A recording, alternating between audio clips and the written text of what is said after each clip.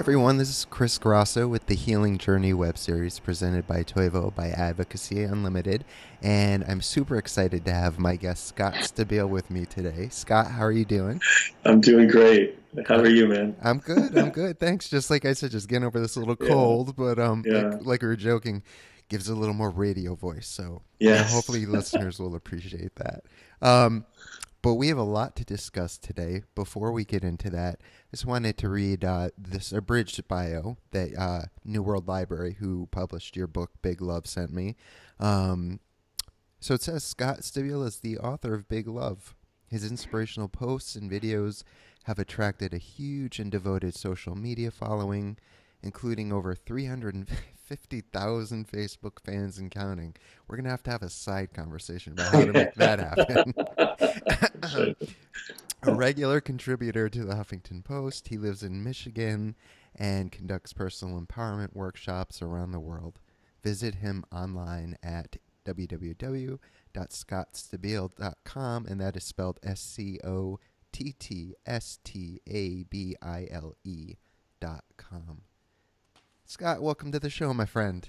Thank you, Chris. Happy to We've be here. Yeah, it's so nice to connect. Like we've had this interaction going for a while through social media, Yeah, but this is our first time actually face to face connecting. So I've been really looking forward to this. yeah, me too. And I first heard your name through Jacob Nordby, a mutual friend, and Right, I great guy. remember over a year ago or something, he said he was heading to Sundance to have lunch with you and some other people, and I went and looked you up because I knew he must be having lunch with some great creative spiritual minds, and that's how I got to know you and your work. So I credit Yeah, Jacob. and yeah, he is such a good dude and another guy that I had been friends with for a while. So it was really great to meet up with him and share time. So I look forward to maybe the three of us one day getting together, Absolutely. seeing what we can do. But let's Absolutely. talk about your new book, Big Love, which again There is it is. yeah, here it is, published by New World Library, who I'm a huge fan of. I'm always looking forward to getting new books in the mail from Kim. She's a wonderful publicist, and I'm not sure if she's representing you in this book or Monique, but She is, she and is. she's extraordinary. Yeah, I'm like in heaven with her, really. yeah, She's so good and I really thought. enthusiastic and just great. She's so Yeah, good at what she does, and she does it so beautifully. yeah, she really does. Yeah, I've worked with her for I want to say about a year now with different authors, and she's always been a real pleasure. So I'm glad that you got hooked up with her. Yeah, me too. So let's start simple, right in the beginning. In Big Love, you say nothing stands to transform us, our relationships, and the world more than a commitment to live our lives from love, which can be a very difficult thing for many of us. Mhm. And Yeah. I speak still to this day, from personal experience after years Mhm. of practice. So I would love for you to talk about that. Yeah, well, I mean, I agree with you first and foremost that it's incredibly difficult. I think that a lot of people have a tendency to view talk of love as this kind of wishy, airy, fairy thing, Right. and maybe a weak choice and maybe a soft choice. When my experience of life is that choosing love is almost always the hardest choice you can make, especially when you're being provoked in any way. Right. We so naturally steer toward blame and anger and condemnation and self-abuse and all of these other things that that happen in our minds, that doesn't take any effort. Right.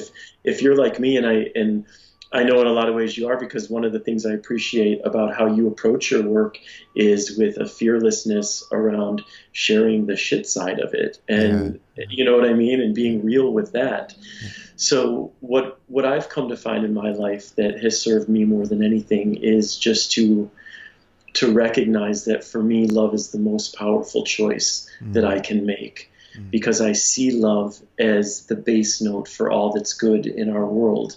Things like kindness and right. compassion and forgiveness and authenticity, Right. they all stem from love. Yeah. So when I speak about, big love and making that choice, it's really about, considering my life and recognizing that I'm always going to fall off the love train and I'm going to be an asshole. Is it okay to swear? I Yes. assume it is because it's you. Okay. Okay. Yeah. Thanks for asking, but have I've at read it. your work, so I assume Yeah. no. Have at Um, it. I'm going to be an asshole and I'm going to be a prick and I'm going to do all these things that are outside of the energy Yeah. of love. But I'm really committed to being as loving as possible. So I know I'm going to bring myself back to the energy of love. Right. And the more often we do that, we stand to transform not just our lives, but the lives of the people in our immediate circle as well as the world at large. I mean, Right.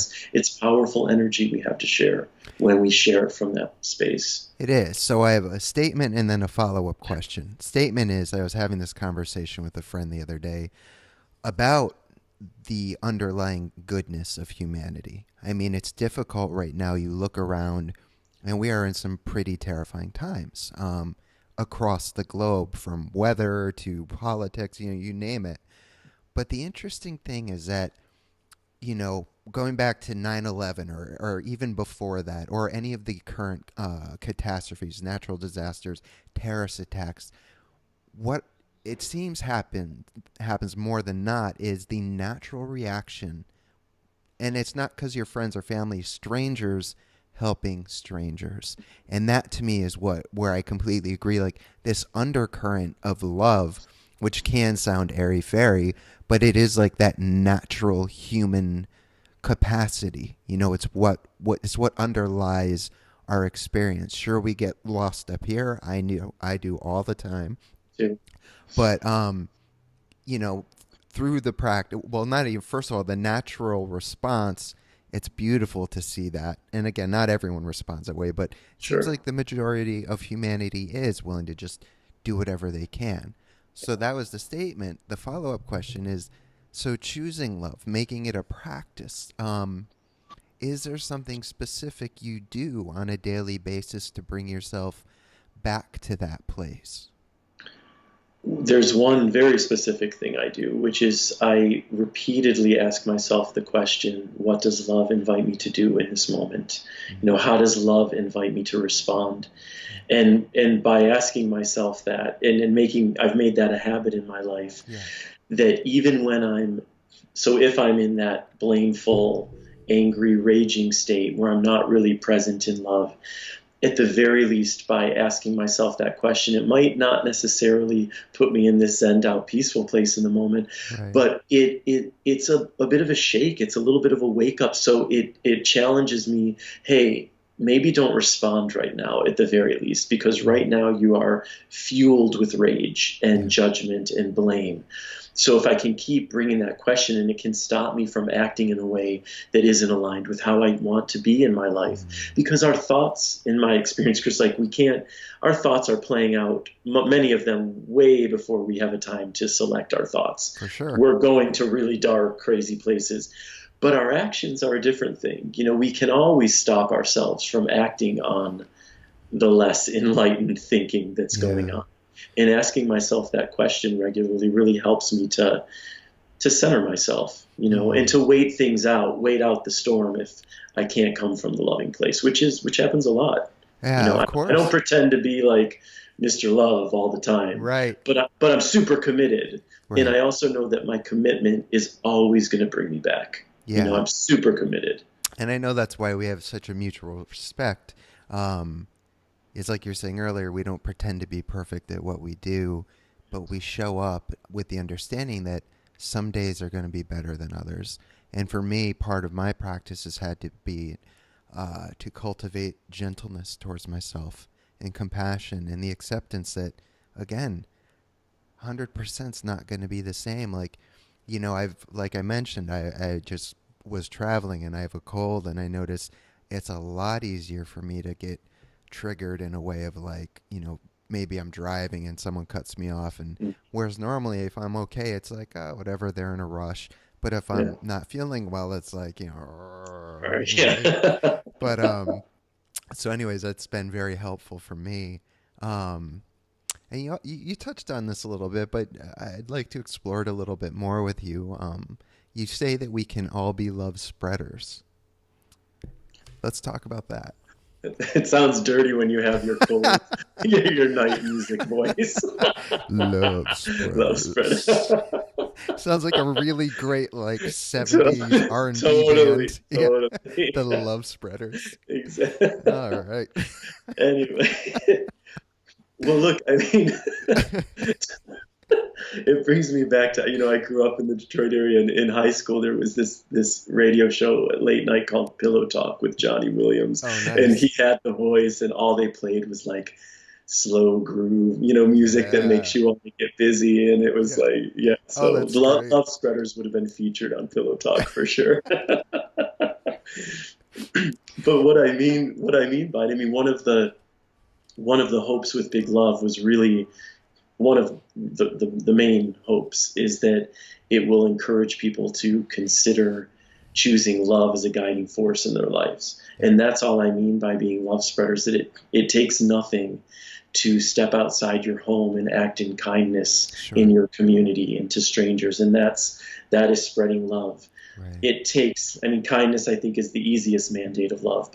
And then let's talk about empathy. Let's look at the insanity that's going on in this world and the way people are not communicating with each other and just raging at each other. Yeah. And if we can just take the time to consider, like, what is it like to walk in that other person's shoes? What could their experience possibly be Yeah. that would allow me to connect to their humanity a little more before I scream at them and tell them they're horrible? Yeah. That's love in action. There are so many ways to be present in love and to spread that. And obviously, we all know, I mean, for me, the craziest things is that we all know how it feels to love and be loved. We all know that experience as one of the most profound, beautiful experiences Yeah. that life offers.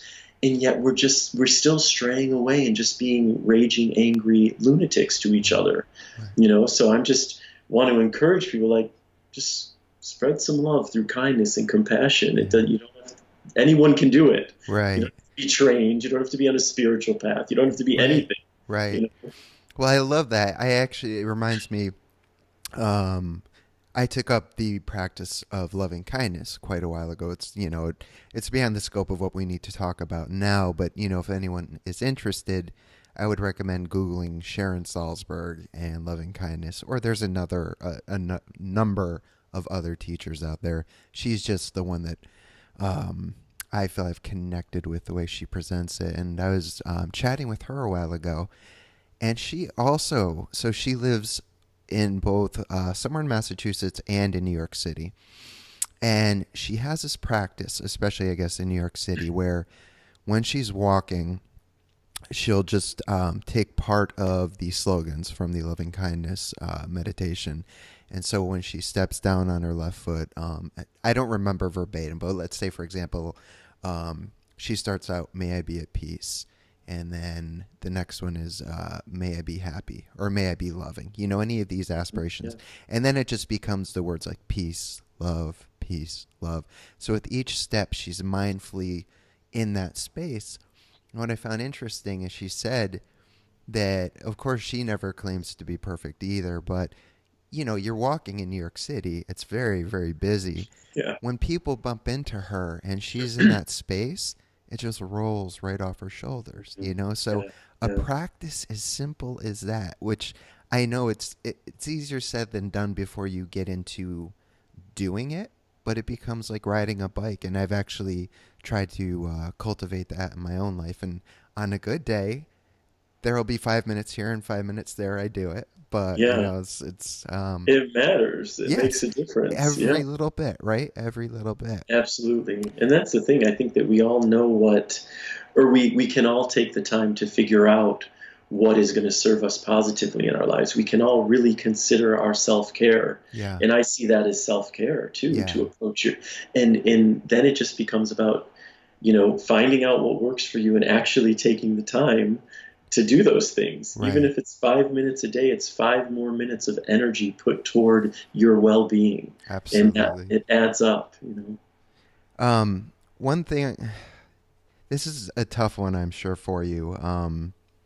But your parents, they were murdered when you were 14. And how did losing them in such a violent way at such a young age impact your life and your dedication to live your life from a place of love? Because I mean, I can only imagine people that went through that, it would harden them. It would, maybe they would turn to gang life, to find family there, or but it seemed to have a different impact on you. If you're willing, I'm sure it's not easy to Oh, talk no, about, but of course. It's, it's yeah, of course. I was going to say I'm happy to talk about it. Happy is not the right word, but absolutely open to talk thanks. about it. My parents were shot to death when I was 14, so obviously that's a very young age Yeah, to experience something so traumatic, and it's also a young age to have a lot of consciousness about your choices in terms of any sort of spiritual path. So when I look back on that time, I know what I did, but I didn't do it consciously. And what I did was just lock away the pain. I sure. buried the experience, I buried the grief, never talked about it, manipulated conversations that had anything to do with family to different subjects so that people wouldn't ask about my family and my parents, because I moved schools after that to move in with my sister. So I started a new school Yeah, and nobody knew my story, and I didn't want anyone to know my story. right. And I worked hard to prevent people, because it was so overwhelming for people, especially at that age. Suburban Detroit kids, that was not a reality they were experiencing. So they would be so overwhelmed, and I would be so overwhelmed by their shock and horror at what I'd gone through, that it was just something I avoided. And it really served me. But again, I think I look at it as maybe some sort of divine intervention or some subconscious knowing Mm, that at the time I could not take on the grief of that loss. mm, So once a year, I would have an hysterical crying fit, prompted usually by a lot of drinking, and the sure. inhibitions were down and there was some conversation, Yeah, and I would have a meltdown. And then the next day, put it inside and just move on. And I was, a straight A student and a popular kid and went to a good college.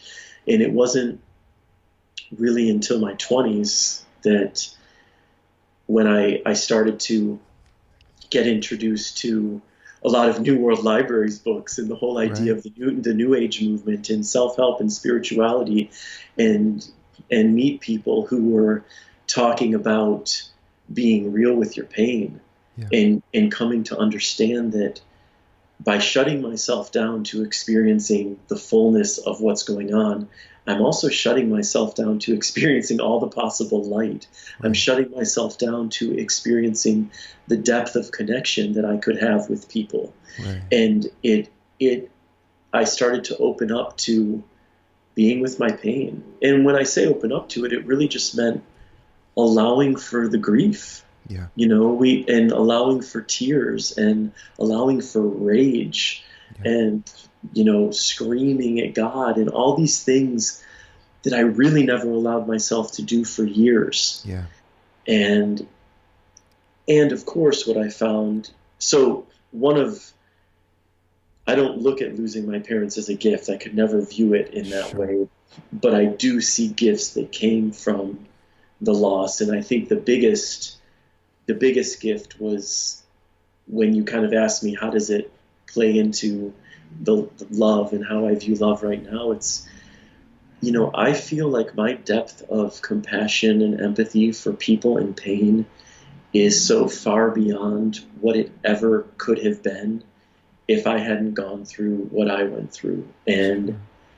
I can't even tell you how much I appreciate that, because I know that that's one of the greatest gifts I have to offer people, is my compassion Yeah, and is my willingness to be empathetic and to rest in my own experience to be able to connect with others in theirs. yeah, So I wouldn't, who know, it's impossible to say who I'd be today if my parents were living. right. And I suspect I would still be a compassionate, empathetic person, but I don't believe that I wouldn't be able to show up in the same way without the loss that I've had in my life. Yeah, it brings up for me, and in no way is there a comparison between the two, but in my own life, I've struggled deeply with addiction to the point of literally being intubated because I couldn't breathe.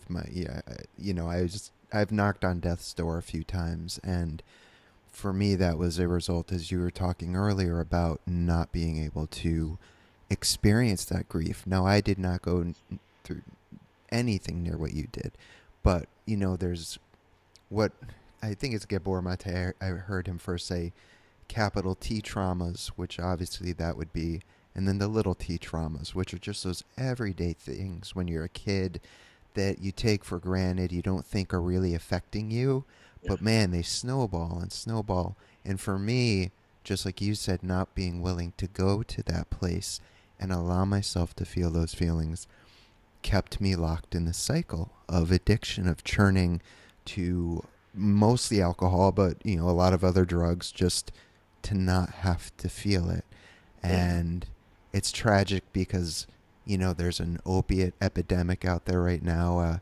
Yeah. I just lost a friend about 2 months ago. He was in his 20s, and that's something that seems like it's happening on almost a daily basis Yeah. throughout the country. Um, so part of the hard part of the work, which is so contradictory, I find it's easy for us to forgive others, but then Hmm. when it becomes time to forgive ourselves and work with our own grief and whatnot, Hmm. that's where the rubber, at least in my experience, hits the road. Yeah. Now, for you, how were you ultimately able to forgive this man who murdered your parents? In a word, empathy. And it wasn't something I considered doing initially, or even contemplated as a possibility, the Sure. idea of forgiving him. But I grew to realize, and again, this was predominantly in my early 20s and mid 20s. I could understand that raging and hating him and wanting vengeance and all of these things, all it was doing was creating this toxic wasteland inside Sure. myself. It feels, we all know what that feels like, Yeah. and it's a horrible feeling. It's awful. And I started to, consider what his experience might have been like. I understood that nobody who's operating from any sense of self worth or feeling seen or feeling loved or feeling any of these things that lead to a somewhat positive, more meaningful life could ever walk into a market and kill other people. It just doesn't happen. Right. So though I didn't know everything that was going on in this man's life, I knew enough to know that he was struggling, and I can't relate to killing somebody, and I've never been to the point of actually wanting, like, taking that action, Yeah. but I can absolutely relate to feeling so enraged that I've wanted people to die. Yeah. And I can absolutely relate to feeling so unloved and unseen and disgusting and whatever else. And it was like, when I started to connect with him through the ways in which I felt like I could relate to him as a human being, I started to notice that when I would think about him, it was from a completely different place. And until I noticed that, like, I had forgiven him. Yeah. I would think about him, and it wasn't with hate in my spirit. It wasn't with the anger. It was with this compassion and this love and this true forgiveness. Yeah. But it was really through empathy, supported by compassion. I feel like that always has to be there too. Right. And that's I always think that's the path to forgiveness. Yeah. That's beautiful. And I've heard you say a couple of times now, which I really appreciate, because it's something I struggled with, is anger. And I realized I was so cut off from anger. It wasn't until about 2 or 3 years ago that in a series of 1 week, two different friends, unrelated conversations, had mentioned, like, you never get angry. Like, the music I used to play, like punk rock and hardcore, Yeah. that was like an outlet for my anger. But like aside Yeah. from that, I kind of shut myself off from that. But that is doing such a disservice. Now I'm not saying get angry and go out there and take vengeance, Mhm. but allowing ourselves to feel what we need to feel, whatever it is, without judging, and actually flipping the script and loving it. I mean, I know that sounds crazy, but anger is a part. Let's say, for example, right now I'm feeling angry. well, that is a part of my experience. So am I going to like, you know, finger point at it and call it a negative thing, or can I open my heart to it and Yeah. allow it to be there, like you were saying, with compassion and empathy? I have a friend named Kate who um, who survived breast cancer, and her approach, instead of, you see the fuck cancer stickers, and I understand that, like I get the anger towards it, Mhm. but she decided, I'm going to love my cancer because it is a part of who I am. I might Mhm. not want it to be a part of who I am, Right. but how am I going to dissociate any part of who I am? So, I think in all areas of life, again, easier said than done, learning Yeah. to open our hearts to these unpleasant emotions, because spirituality, as you know, isn't just love and light. It's there's No. shadows and all kinds of Yeah. stuff. We need Yeah. to re-own and reintegrate stuff, and it's ugly and messy. And like you said, you have those big ugly cries, and I have them too sometimes. And it's just, life can be a total shit show, and Absolutely. that's okay though. Like, Yeah. that's life, right? Yeah. No, acceptance goes a long way. And Yes. and I mean, even when you're speaking to the judgment, and I do that a lot of times too. I judge what I'm feeling Yeah. because, especially we spiritual people, for years, anytime I felt anything but bliss and kindness, I was trying to talk myself out of Right. my actual feelings, which Right. doesn't do any service to anyone. Nope. But also, I think acceptance runs even deeper because it's like, can I also accept the part of myself that judges myself Right. for feeling angry? You know what I Right. mean? Like, there's always a Absolutely. deeper level of Yeah. acceptance. Can I accept the part of myself that doesn't accept the part of myself? you know, It just, you know what yes, I mean? like when those mirrors you look in, that never ends, right? It just Never goes and goes and ends. goes. Yeah. I know And I what you're have, saying. and it's beautiful because I can't honestly say I have them often, but sometimes I do like sink into that really deep level of acceptance where I Hmm. can kind of like step outside of myself completely Yeah. and just be okay with Yeah. it. Yeah. And then those 3 seconds pass. And Exactly. 3 seconds if you're lucky, if but you're lucky, and life continues. yeah. And to speak to what you were saying with anger, look, I think there's so much value in anger. I mean, if there's anything that gets us acquainted with when we recognize injustice in this world, it's our anger. Yeah. Like when we're feeling enraged about something, it's often because something is not okay, Yeah. and I think that what I'm trying to do, because especially in this political climate, I feel like I'm angry every day about something, and what I'm trying to see is, okay, this anger is important. It's a powerful catalyst. What can love do with this anger? You know what I mean? How can I move forward? Because Absolutely. I don't think it can't be the end point, or I don't think healing happens, but it Hmm. absolutely can be the starting point. Yeah. And then, like, how can we weave in love and compassion and see how it mixes with the anger, and what can we create there? Right. So that was beautifully said. Switching gears a little bit, and this is something that I've always been, well, not always, but since a young teenager, I've been fascinated by cults. Watching documentaries, like, still, I just watched one on, oh, what was it called? Well, I don't know that you'd call it a cult, but it was a guy who, unfortunately, a couple of people died. He was in The Secret. Anyways, a very fascinating documentary. Okay. Um, but so you spent 13 years in what you described as a cult. And so um, I'm very curious about that experience. Like, what called you to it? What was your experience there? And ultimately, when did you realize that it wasn't, wasn't working for you? You needed to Right. leave. Right. What called me to it, this was again at the time in my early mid 20s when I Sure. was becoming acquainted with all the new age books and this Sure. whole world. I was working with and had befriended a lot of people who had a guru. Yeah. And so I was completely enchanted with these people because they were always talking about peace and love. And I had moved from Michigan where I went to college also. And so I had only known like career goals in life in line with career goals and things like that. Sure. And I was meeting these people who were talking about love is their goal and enlightenment is their goal. And I had never even heard of enlightenment at that point in my Wow. life. And but I completely jumped on this bandwagon. Like, it made total sense to me, Sure. reading about this and learning about it and feeling these people and their energy. I'm like, this I like, this I get. Yeah. So eventually, not too much time passed before I was like, well, I want to meet your teacher. And, I did.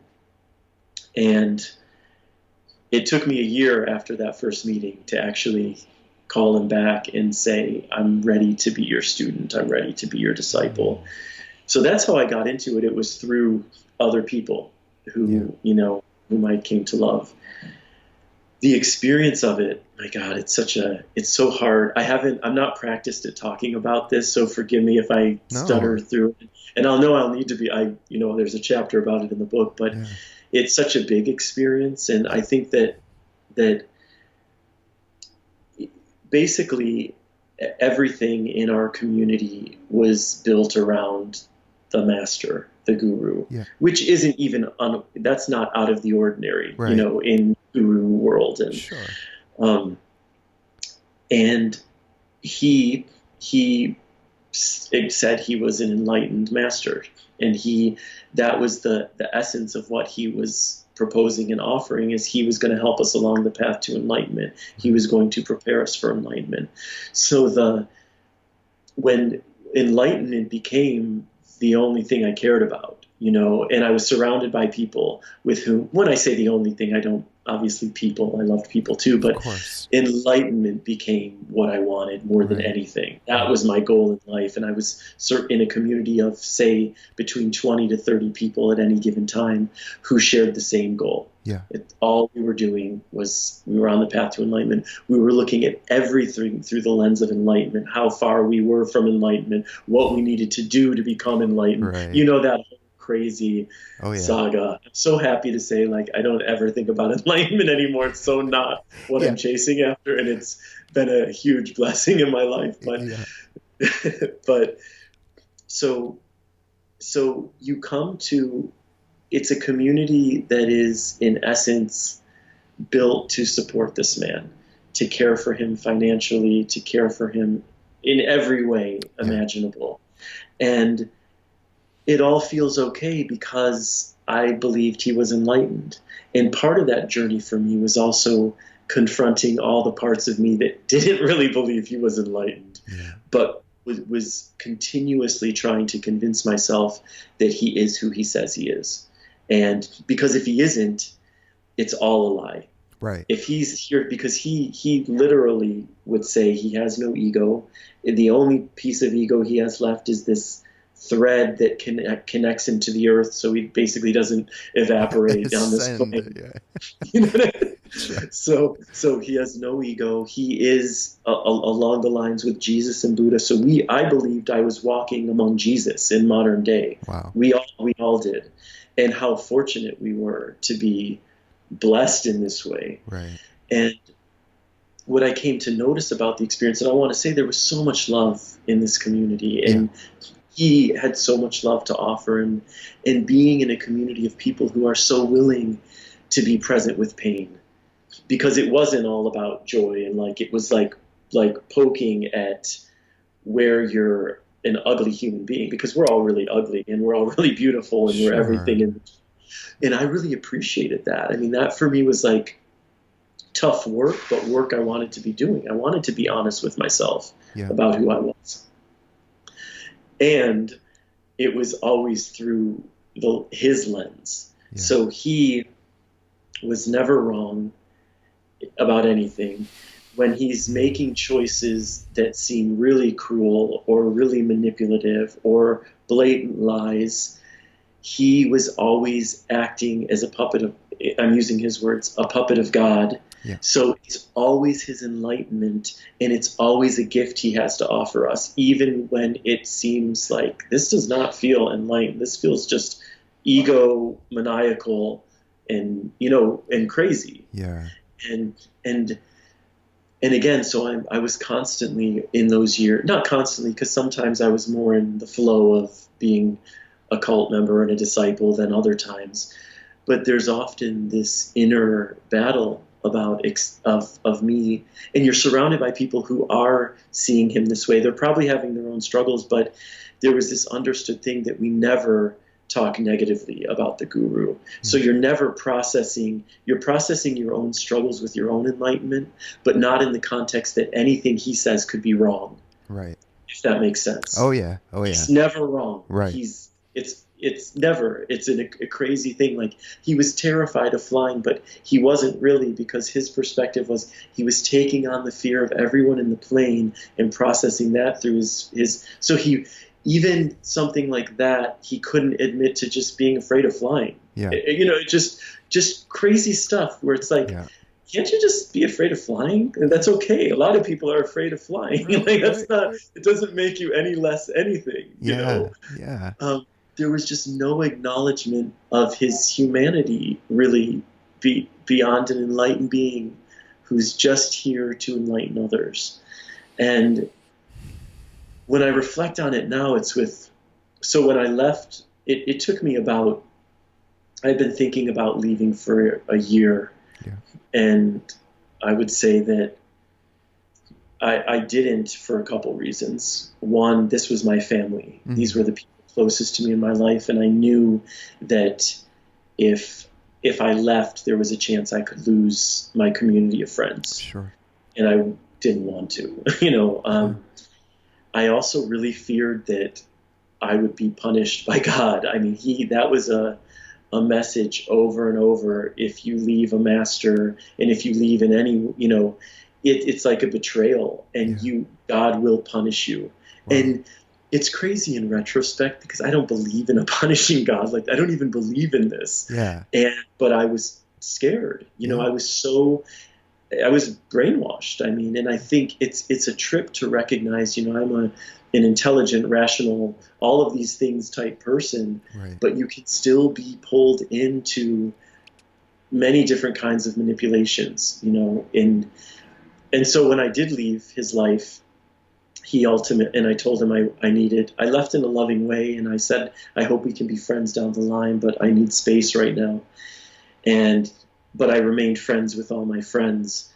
And after about 3 months, he decided that wasn't okay. I don't think it was okay for him to see that, one, I was really flourishing in my life without being his student. Two, I was still really friendly with everyone, because when other people have left, they want nothing to do with any of us, sure. Typically, because it's way too intense. Like, a lot of people leave that cult with PTSD, and their experience is very negative, and they felt really taken advantage of and manipulated in so many ways. Yeah. So he ultimately told all his students to delete me from their lives, and they did overnight. I never heard from them. I mean, and it was I would say, after losing my parents, this was the most traumatic event in my life, because it was like losing a family overnight. That's terrible. It was horrible, and not for me, because part of what he was teaching was, so much of it was about unconditional love and unconditional friendship. And then this happens, and I realized, I look back on it, and I'm like, it's not that these friendships were false. I really know we loved each other, and I still love them, but it was totally conditional on him allowing it. Yeah. And if he didn't allow it, for them, it was over. And that was that. And this was 8 years ago, and I've never heard from anybody still. That's it. Wow. That was it. I was cut out. Well, I'm glad you made it out safely, because, as you know, some cults take a churn for, the tragic. So I'm glad you're here 8 or so years later. Absolutely. Yeah. Something else you write about in your book that I really appreciate, because it's something I struggle with at times, is fear.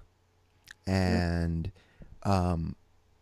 what steps you have taken in your life to work with that fear, allow it to be there, and become more fearless. Could we talk a little bit about that? That's more of a selfish one for me, because I'm going through some stuff right now, and I know it's a lot of fear coming up around these emotions and discomfort sitting with them. And so, yeah, I would love to hear about your experience. I love to talk about fear. Yeah. I really do, Good. Good. because I feel like I have a much better relationship with my fear than I've ever had in my life, Yeah. and it doesn't it doesn't have nearly the amount of control over me that it used to, Yeah.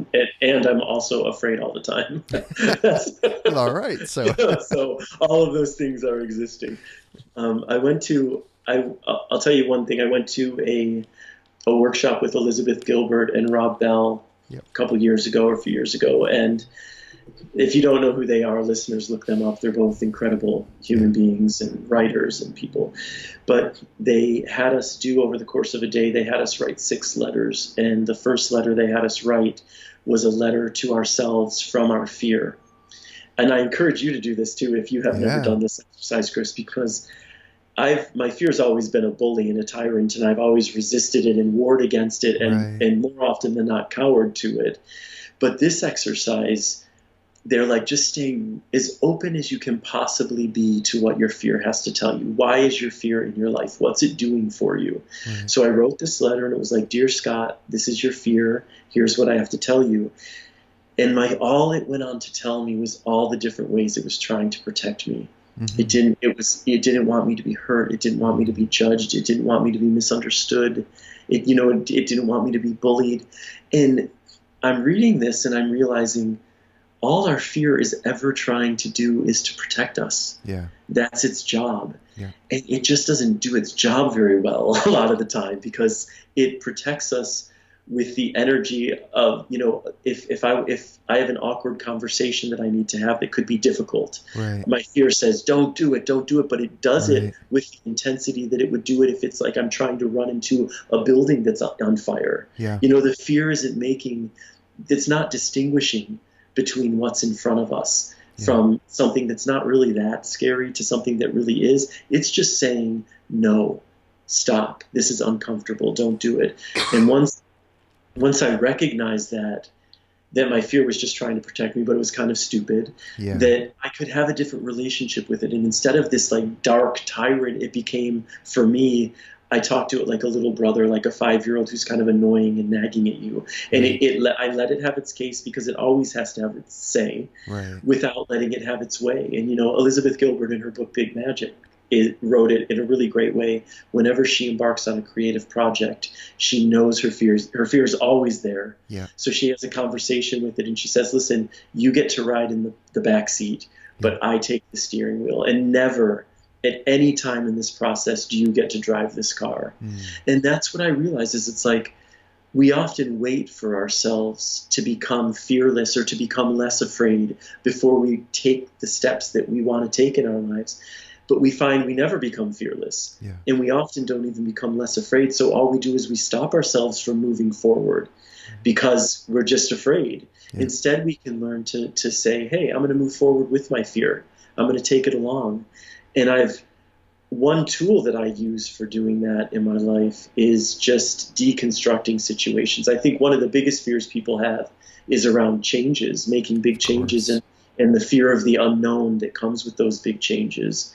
And I encourage people to remember, like, when we're at A, the change is Z. We don't have to jump from A to Z. We just have to get from A to B. And A to B might be sending a single email, or making one phone call, or doing one Google search. And that is way more palatable for all of that fear. So just get to B, and from B get to C. And suddenly you're at T, and Z is much more, approachable. Like you can see the end. Right. And also I really try to create the most comfortable possible realities within the discomfort that comes from our fear of change and of the unknown. Sure. And you know what I mean? Because we can always be considering our comfort within the uncomfortable, instead of just saying no because we know it's going to hurt or we know it's going to be uncomfortable. Can we ask a different question? Like, knowing this is going to be really uncomfortable, what choices can I make to make it as comfortable as possible? Yeah. Yeah, that's really, really well said. It's actually, I've been working with that. I got myself back into therapy about a month ago. writers go to therapists too, like, so, Absolutely. I'm very honest to know about that because I've been processing some big stuff. And actually, a lot of what my therapist and I've been working on is very similar to what you just said. And he'll ask me, to talk to him from that place of fear. And we've come to very similar conclusions, that you just mentioned. So it's really refreshing to hear you say that. And he also helped me with, in the past I've experienced relapses with addiction, and I always, looked at that part of myself as this terrible dark monster, and it is pretty commonplace in a lot of the traditional fellowships to talk about addiction as like this thing that wants you dead, and just this really, just malevolent force. And he also helped me to see that part of who I am in the past has stepped in at times. And now I'm not saying, I want to be very clear, if you're having a hard time and you're in recovery, go use whatever your substance is. But what he did help me with to understand is that it's not that it's trying to kill you. He did the same exercise. Talk to me from that place of addiction. And it was the same thing. It was that I'm scared. I'm hurting. Totally. And this is something that's been instilled in my reptilian brain for many years ago. So it's kind of that fight or flight, also with the Mm, midbrain, and you put those two together, and what it's really trying to do is help me, keep me from the fear, keep me from the hurt, the yeah, sadness, the pain. absolutely. It's not trying to kill me, and so Absolutely. you just, as I've learned to experience it that way, like I was saying earlier, you know, thoughts still come and go. I don't know that there'll ever be a time in my life where they don't.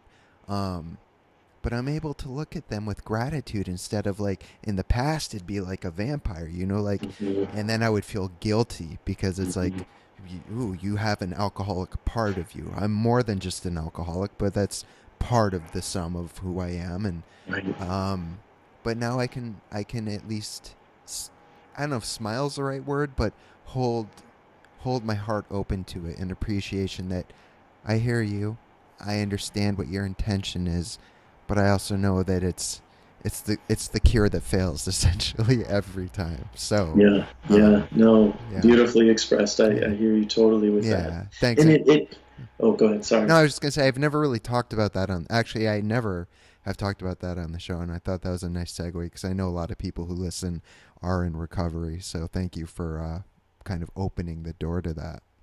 Absolutely. And I mean, I just think we're also afraid to feel uncomfortable Right. in, Yeah. and that's why we're numbing ourselves and escaping every Yep. possible emotion that is not comfortable instead of just feeling and knowing what you said. It's okay to be feeling Yeah. whatever we're feeling. This is the human experience. It's not easy Right. often, but it's natural, it's human, it makes sense Yeah. given the world we're born into and these minds we're given. Yeah. Um, Yeah. you know, So another thing, you're a I gay man. am. A gay man. Woo! Woo!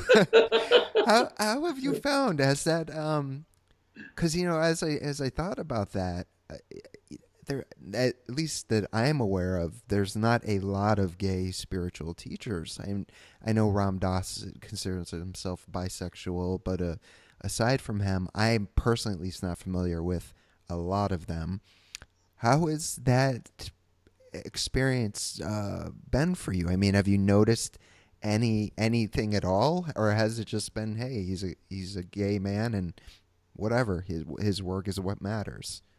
Mostly that. I mean, Yeah, it's mostly, the people who are showing up in my social media communities and choosing to follow my work. They don't seem to care at all, yeah, and I haven't gotten it, the thing for me is I don't know of many other, gay people doing this kind of work, even though I'm sure there are. And I met one recently, a guy named Lee Harris, and he found me and sent me a message. And then I watched a video he had done, and then we talked, and we were both so excited to just meet another gay guy who's like in the spiritual world trying to Right. do this stuff and talk about love and stuff.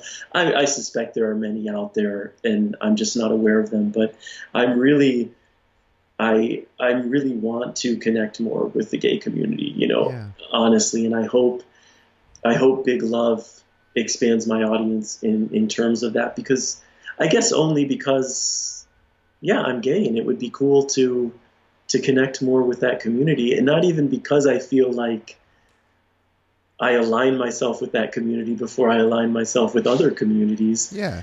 but I do feel like if there is a big spiritual movement within the gay world, I'm not aware of it either, Yeah. and I would like to be a part of it, Yeah. because yeah, I would say that's what I say. I get messages from people, Yeah.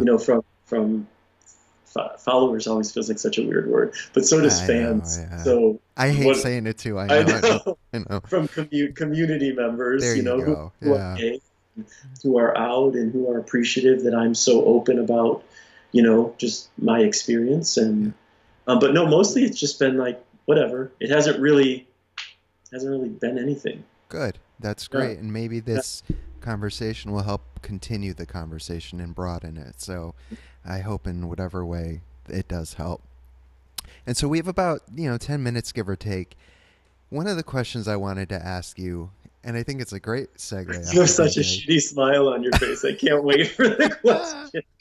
Well, I figured let's end with a real easy question by, by which I mean, do you believe in God?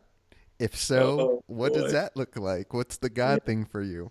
What better way to talk about being a gay man? And then let's jump right to God. So, Let's end on a simple topic. yeah, I'm becoming increasingly more comfortable with my beliefs. Sometimes I truly don't even know what I believe. I, generally speaking, I feel like there's more to this experience than what humans can provide. I do believe that there is a divine force at times. Sometimes I have experience in my life, even in connecting with other human beings, there's something happens that feels like it is superhuman. Yeah. So it feels like a divine energy. Yeah. I So in that sense, I believe in love, and Yeah. I believe the love that I believe in, that energy of love, is greater than human beings. Even though I believe human beings can embody that energy wholly, that energy for me is something otherworldly, Yeah. and that for me is reflective of any kind of God I believe in, Yeah. if that makes sense. Yeah. It absolutely does. Yeah. Yeah. And that's really where I almost never say God in any of my writings or my speech, Yeah. but I don't in any way feel like an atheist either. Sure. I believe there's something out there, and when I feel most, interestingly enough, when I feel most present in my humanity and most connected to myself, is when I feel most connected to a divine force at the same time. And so for me, that's God. Yeah. And that's the force that I can go to when I'm like, when I have those 2 to 3 seconds of like, everything is not only going to be okay, but is so okay right now. Right. It's like you are being cradled by this loving energy, and the fact that you're able to tune into it, even for a fraction of a second, is a profound gift from God. Yeah. So in that way, I believe in God. Yeah. I dig that. I think we're pretty similar in our viewpoints on that. So, lastly, I want to leave it to you. Is there anything? I mean, because there's so much more in this book, we barely scratched the surface. But is there anything we didn't talk about that you would like to end with and let readers know about the book? Or, of course, we'll get your website again. But just anything in general about the book. Yeah, well, I mean, it's called Big Love, and it's a collection of personal essays, and generally speaking, about times in my life that I've been pulled from center, and the tools I've used to find my way back. And I guess if there's one thing, aside from wanting the book to encourage people to consider love as a choice more often in their lives, I really hope this book helps people feel less alone in their lives and less alone in their struggle. And that's really one of the reasons I feel really committed to the work I'm doing in my writing, is because I'm seeing, especially in my social media community, it's constantly being shown to me how similar we all are, and how similar our struggles are. Even if our circumstances are totally different, we can connect to each other. We all know grief. We all know every experience of all the feelings, Yeah. And that when I remember that I'm not alone in my struggle and in my pain, it really helps me. It helps me to feel stronger, and that's one thing I really hope people, in reading about my experiences and seeing the ways in which I also talk about how I can be a total asshole as well as really loving, and all of these different things, that it will help people see or feel like, hey, it is okay to be the full breadth of who we are as human beings, and we don't have to pretend to be anything more or less than who we really are. I love that. Yeah. And I'll also say the book's out now, so you can get it everywhere. It is. And visit Scott Stabile, SCOTTSTABILE.com for any of your upcoming events or anything online you're Going doing. on tour, so Yeah. there's lots of dates. Yep, and I'm looking forward. We'll get you out here to Connecticut one way or another. Awesome. Let me know when you'll be in the area, and it'll be great to meet in person. And it's been a real pleasure having this conversation with you. It's a great, great book. I can't recommend it enough, to the point where I was honored to write an endorsement for it. Yes, I mean, thank you for I'm that. no Elizabeth Gilbert, but it's nice to be included amongst Baby, you're Chris Grosso. I'm Chris Grosso. Yeah. And this is the Love Spreaders. Signing up. Oh, Scott, thanks. It's really been a pleasure, and thank you for your time, my friend. Thank you too, bud. Appreciate it.